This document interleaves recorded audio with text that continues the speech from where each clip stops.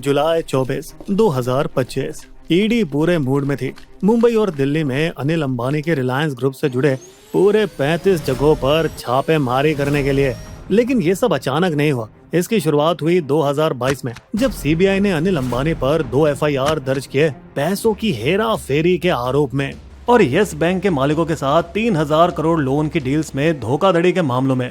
फिर एक के बाद एक कई सारी सरकारी एजेंसियां उनके पीछे पड़ गई। सेबी, एनएचबी, एनएफआरए, सबने उन पर धावा बोल दिया।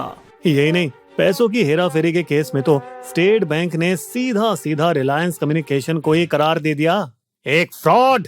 मगर दोस्तों, अब लगता है कि छापेमारी काम आ गई, क्योंकि ईडी को यह पता चला कि एक नकली कंपनी के जरिए रिलायंस इंफ्रा के आर पार पैसा घुमाया जा रहा था। और जब अनिल अंबानी के यस बैंक और पैसे घुमाने वाले केसों को मिलाकर आंकड़ा निकाला गया, तो भैया सामने आया 20,000 करोड़ रुपए से ज्यादा कहे जाने वाला घोटाला।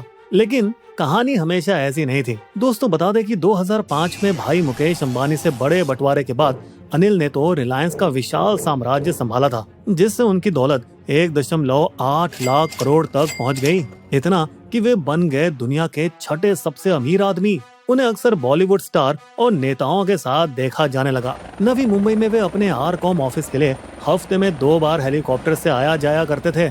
वे इतने मशहूर हो गए थे कि उनके एक इशारे पर जर्नलिस्ट उनके आगे पीछे दौड़ लगाते थे। 2008 में अपने चरम पर उनका रिलायंस एडीएजी ग्रुप पूरे 3.45 लाख करोड़ का हो गया था। तो जब उन्होंने उसी साल भारत के सबसे बड़े आईपीओ रिलायंस पावर को निकाला, तो वो सिर्फ 60 सेकंड में पूरा का पूरा बिक गया।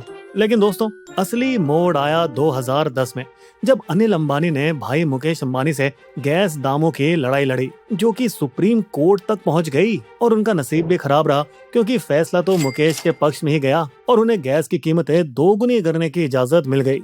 इन दो भाइयों के बीच सब कुछ खत्म हो चुका था। और जब 10 सालों तक एक दूसरे के कामों में न आने का वायदा 2015 में खत्म हुआ, तब हमारे मुकेश भाई ने जियो शुरू कर दिया, जिससे अनिल का तो भट्टा बैठ गया। सिर्फ 3 सालों में ही उनकी आरकॉम की वैल्यू 98% गिर गई और कंपनी डूब गई 46,000 करोड़ के कर्ज में। अब हमारे अनिल बस बेबस होकर ये देखते रह गए कि उनके बिजनेस एक एक करके गिरते जा रहे थे। दोस्तों, इस पर हमारी बिजबो की डिटेल स्टोरी जरूर देखेगा। लेकिन अभी तो असली मुसीबत आनी बाकी थी, क्योंकि 2019 में जब अनिल ने एरिक्सन फोन कंपनी का 453 करोड़ का बकाया नहीं चुकाया, तब सुप्रीम कोर्ट का आदेश आया। तो मुंबई कोर्ट ने अनिल को इसके लिए कड़ी फटकार सुनाई, 3 महीने की जेल। लेकिन आखिरी वक्त में कोई और नहीं, बल्कि उनके बड़े भाई मुकेश ने मदद की। उन्होंने उनके पैसे चुकाए और अपने छोटे भाई को मुसीबत से छुड़ाया। अब इन सब के बाद अनिल कुछ सालों तक चुपचाप पब्लिक लाइमलाइट से दूर रहे। लेकिन फिर 2020 में एक अलग ही घटना में, जब यस बैंक कर्जे वापस न होने की वजह से ढह गया, तब सीबीआई और ईडी दोनों यस बैंक के मालिक और सीईओ राणा कपूर के पीछे दौड़ गए, उनके डीएचएफएल मालिकों से रिश्वत लेने के लिए। और 2022 में राणा कपूर और डीएचएफएल के प्रमोटर कपिल और धीरज वाधवान को गिरफ्तार किया गया 5,000 करोड़ की हेराफेरी के इल्जाम में। अनिल का नाम यहाँ भी उछला, क्योंकि यस बैंक ने अनिल को भी 12,800 करोड़ का लोन दिया था, जिसे भी वो चुका नहीं पाए। और यही वजह बनी आज के नए दौर में फिर से जांचों की। अब ईडी ने अनिल अंबानी को बुलाया और पूरे 9 घंटों तक पूछताछ की। लेकिन अनिल डटे रहे और बोले, सर, रिलायंस ग्रुप और यस बैंक के बीच सारे लेन देन कानून के मुताबिक है। मगर फिर 2019 में ही यस बैंक के ऑडिटर को शक हुआ कि अनिल की होम लोन की कंपनी आरएचएफएल में गड़बड़ी हो रही है, और उन्होंने शिकायत कर दी सेबी को। दरअसल असल प्रॉब्लम ये थी कि आरएचएफएल सिर्फ हमें और आपको, यानी आम आदमी को ही लोन नहीं देता था, बल्कि अपने से जुड़ी हुई और फर्जी कंपनियों को भी लोन बांट रहा था। सीधे कहें तो होम लोन के नाम पर अपनी ही कंपनियों को फायदा पहुंचाकर पैसा घुमाता था। अब दोस्तों, इन शुरुआती सबूतों के बाद 2022 में सेबी ने अनिल अंबानी पर कार्रवाई शुरू की और अनिल को मजबूर कर दिया कि वे रिलायंस इंफ्रास्ट्रक्चर और रिलायंस पावर के बोर्ड से इस्तीफा दे दें। हालांकि बाद में कंपनियों ने इसी वजह का बहाना बनाकर खुद को बचाने की कोशिश की, जो अभी हम आपको आगे बताएंगे। उस तरफ बंद पड़ी आरएचएफएल को अगले साल बैंक की नीलामी के जरिए ऑथम इन्वेस्टमेंट कंपनी ने खरीद लिया। लेकिन सेबी अब भी मानने को तैयार नहीं थी और वो अनिल पर दबाव बनाए जा रही थी। और उसने 2024 में ये खुलासा किया कि अनिल अंबानी के RHFL ने 8,470 करोड़ के लोन ऐसे बांटे जैसे रक्षाबंधन पर भाई बहन को गिफ्ट देता हो, और ज्यादातर लोन उसी दिन दिए गए अपनी ही 45 कंपनियों को।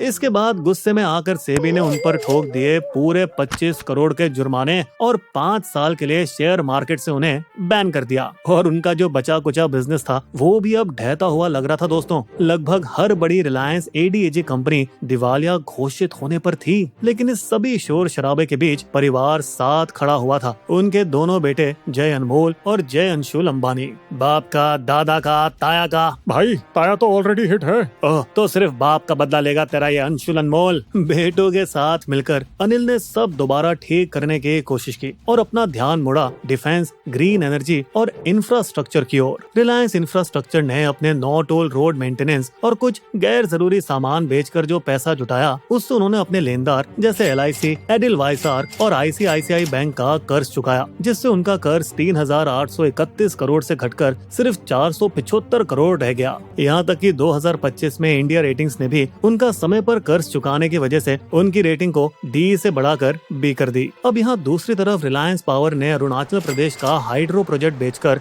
128 करोड़ और महाराष्ट्र का विंड प्रोजेक्ट बेचकर 132 करोड़ जुटाए, जिससे उनको DBS, ICICI और एक्सिस बैंक का कर्ज उतारने में मदद मिली। अब सब कुछ चंगा सी, क्योंकि उन्होंने ऐलान किया कि वे इन्वेस्टर्स के जरिए 7,500 करोड़ आर इंफ्रा और आर पावर कंपनियों में डालेंगे। और इस खबर से आर इंफ्रा की मार्केट वैल्यू 12,500 करोड़ हो गई और आर पावर की 14,600 करोड़, वो भी सिर्फ एक महीने में। दोस्तों, यहाँ काबिल तारीफ वाली बात ये थी कि दोनों कंपनियों ने 2025 में प्रॉफिट में भी वापसी कर ली और इसी दौरान अनिल ने डिफेंस सेक्टर में भी अपनी एंट्री फिर से जमा ली और वे देश के मेक इन इंडिया मिशन के साथ जुड़ गए। मई 2025 में उन्होंने जर्मनी की कंपनी रेन मेटल AG के साथ समझौता किया मीडियम और बड़े हथियारों के लिए विस्फोटक चीजें सप्लाई करने का। और दोस्तों, जून 2025 में इसी से उनको 600 करोड़ का एक्सपोर्ट ऑर्डर भी मिल गया। अब गति बढ़ती जा रही थी और उन्होंने जर्मनी की एक कंपनी डेल डिफेंस के साथ भी सौदा कर लिया, भारत में 155 mm वुल्केनो हथियार की गोलियां बनाने और एक्सपोर्ट करने का। अच्छा दोस्तों, क्या आपको याद है फ्रांस का डेसॉल्ट एविएशन का सौदा, जिसके लिए राफेल डील के टाइम अनिल पर सवाल भी उठे थे?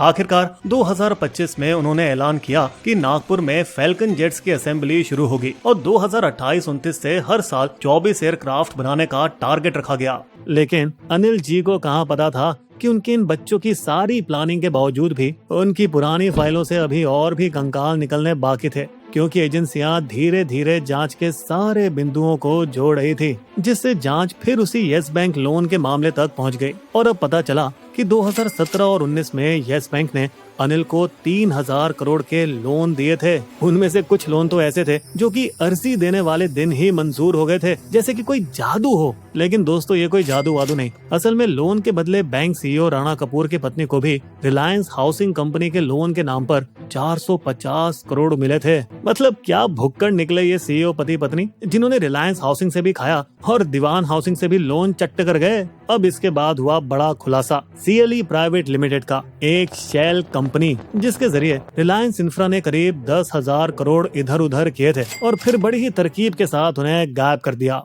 और बता दें कि CLE को जानबूझकर जुड़ी हुई कंपनियों के लिस्ट में डाला ही नहीं गया था, ताकि ऑडिट और शेयर होल्डर्स की चेकिंग से बचा जा सके। अब इन सब के बाद आया 2,150 करोड़ जो रिलायंस म्यूचुअल फंड ने यस बैंक के इन्वेस्टमेंट प्रोडक्ट्स में डाले थे, जिसमें सेबी को शक हुआ कि ये निवेश भी दोनों के बीच के लेन देन का एक खेल था और सेबी ने ये सबूत ईडी को सौंप दिए। और फिर 24 जुलाई 2025 को ईडी ने छापेमारी की अनिल की प्रॉपर्टीज पर और जब्त कर लिए उनके हार्ड ड्राइव, जरूरी कागजात और लैपटॉप्स, जिनमें पैसों की हेराफेरी की डिटेल्स होने की उम्मीद थी। अरे रुकिए दोस्तों, अभी कहानी खत्म कहाँ हुई। अब ईडी ने यह पता लगाया कि ओडिशा की बिस्वा ट्रेड लिंक नाम की कंपनी ने करोड़ों के शक की लेन देन किए, कई गुप्त बैंक अकाउंट्स का इस्तेमाल करके। और ये सब रिलायंस पावर की एक जुड़ी हुई कंपनी के लिए किया गया था, जिसमें 68.2 करोड़ की नकली बैंक गारंटी देनी थी solar energy corporation of India SECI को। यहाँ तक कि चालाकी से ये दिखाया कि ये SBI ने ही भेजा है, एक नकली ईमेल डोमेन s.bi.co.in बनाकर। अब इधर SBI की जानकारी पर ईडी एक अलग 14,000 करोड़ की लोन हेराफेरी क्वेरी की भी जांच कर रही है, जो कि रिलायंस कम्युनिकेशन ने ही की थी। दोस्तों, जैसा हमने आपको बताया था कि सेबी की वजह से अनिल को रिलायंस से निकलना पड़ा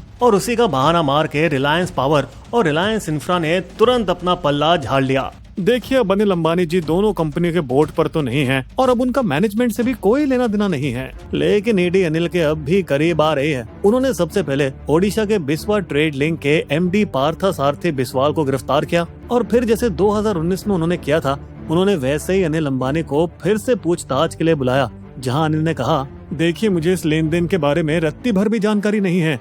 मुझे आप 7 से 10 दिन दीजिए प्लीज। अनिल ने तो सेबी से येस बैंक केस को रफा दफा करने की कोशिश भी की, जिसकी वजह से उन पर 1828 करोड़ का जुर्माना भी लग सकता था, पर सेबी ने साफ मना कर दिया। हालांकि अनिल ने सभी आरोपों को सिरे से नकार दिया, तब भी जब बैंक ऑफ इंडिया ने भी उन्हें धोखेबाज करार दिया। पर दोस्तों, अब अगर अनिल का रोल इस 20,000 करोड़ की फ्रॉड में साबित हो गया, तो वे माल्या और नीरव मोदी की तरफ भाग नहीं पाएंगे, क्योंकि ईडी ने उनके खिलाफ लुकआउट सर्कुलर जारी कर दिया है। यानी एजेंसियों को चीजों पर पूरा विश्वास है।